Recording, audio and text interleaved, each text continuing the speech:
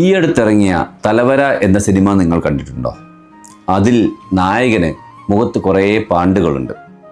ആ പാണ്ടുകളെ എങ്ങനെ അദ്ദേഹം സ്വീകരിക്കുന്നു, അദ്ദേഹത്തിൻ്റെ ചുറ്റുമുള്ള ഫ്രണ്ട്സും മറ്റു ആൾക്കാരും അതിനെ എങ്ങനെ കാണുന്നു എന്നുള്ളതാണ് ആ സിനിമയുടെ ഇതിവൃത്തം. ഇനി മുഖത്തോ കഴുത്തിലോ മറ്റു ഭാഗങ്ങളിലോ ഉള്ള പാണ്ടുകളെയോ പാടുകളെയോ നിങ്ങൾ എങ്ങനെ സ്വീകരിക്കുന്നു എന്നുള്ളതാണ് ഇമ്പോർട്ടൻറ്റ്. ഒരു ഹെഡ് ആൻഡ് നെക്ക് സർജൻ എന്ന നിലയിൽ ഞങ്ങളുടെ സർജറിയിലൊക്കെ തന്നെ പലപ്പോഴും കഴുത്തിലും മുഖത്തുമായി പാടുകൾ ഉണ്ടാക്കേണ്ടി വരാറുണ്ട്.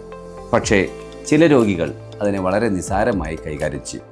പക്ഷേ മറ്റു ചിലരാകട്ടെ അതിനെപ്പറ്റി ചിന്തിച്ച് മനസ്സിൽ മുറിപ്പാടുണ്ടാക്കി അത് കാലങ്ങളോളം കൊണ്ടു നടക്കും. പലപ്പോഴും ഞങ്ങളുണ്ടാക്കുന്ന മുറിവുകൾ പെട്ടെന്ന് തന്നെ ഹീൽ ചെയ്യുന്നതും മാഞ്ഞു പോകുന്നതുമാണ്. പക്ഷേ മനസ്സിലുണ്ടാകുന്ന മുറിവുകൾ കാലങ്ങളോളം നീണ്ടു നിൽക്കും. കഴിഞ്ഞ ദിവസം വന്ന ഒരു രോഗി എൻ്റെ മുന്നിൽ വന്നു നിൽക്കുമ്പോൾ തന്നെ അവരുടെ മുഖത്തോ കഴുത്തിലോ ഉള്ള സ്കാറിന് വേണ്ടി ഞാൻ തിരഞ്ഞു. പക്ഷേ തീരെ കാണാനുണ്ടായിരുന്നില്ല. വളരെ ക്ലോസായി ഒബ്സർവ് ചെയ്തപ്പോഴാണ് അവരുടെ കഴുത്തിൽ സർജറിക്ക് വേണ്ടി ഉണ്ടാക്കിയ ആ മുറിവ് ഞാൻ കണ്ടത്. ഏതാനും മാസങ്ങൾ കൊണ്ട് തന്നെ അവരുടെ കഴുത്തിലുള്ള മുറിപ്പാട് പൂർണ്ണമായും മാഞ്ഞു പോയിട്ടാണുള്ളത്. Remember, scars are a proof that you don't give up and you are a fighter.